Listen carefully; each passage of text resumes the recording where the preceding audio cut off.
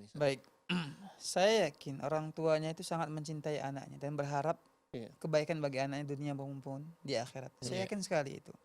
Hanya saja mungkin orang tua perlu pahami Iya. bahwa ketika anak perempuannya sudah menikah, ya, maka dia wajib mentaati suaminya, Iya. mentaati suaminya. Apalagi suaminya memiliki ya pekerjaan yang sudah mapan, ekonomi yang bagus, dan dia berharap ini istriku hendaklah tinggal di rumah saja. Iya. Masalah uang, masalah nafkah itu kewajibanku sebagai seorang suami. Aku yang akan mencarinya. Adapun istriku hendaklah dia di rumah saja, dia rawat rumah ini, dia rawat anak-anak, dan dia penuhi ya kebutuhan-kebutuhan rumah tangga. Maka seorang istri harus patuh kepada suaminya. Dan orang tua jangan marah kepada anaknya. Bahkan dia sangat berharap, bahkan dia sangat bangga seharusnya. Bersyukur kepada Allah memiliki anak perempuan putri yang taat kepada Allah dan juga taat kepada suaminya. Iya.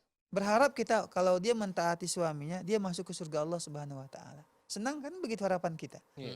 Karena Nabi Shallallahu alaihi wasallam menyebutkan bahwa di antara amalan ya seorang wanita bisa masuk ke surga dari pintu mana saja yang dia kehendaki ialah dia mentaati suaminya. Alhamdulillah anak kita anak yang taat.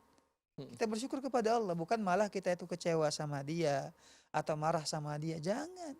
Iya. Ya, karena apa? Saat ini dia sudah menjadi istri seorang laki-laki, ya suaminya, dia mentaati suaminya, dukung dia untuk mentaati suaminya. Iya. Bukan malah mengkompori, memanas-manasi, memprovokasi agar dia melawan suaminya, tetap bekerja di luar. Jangan. Ya, tapi tetap dukung dia. Masalah rezeki ataupun ilmu, dia bisa manfaatkan dengan untuk anak-anaknya.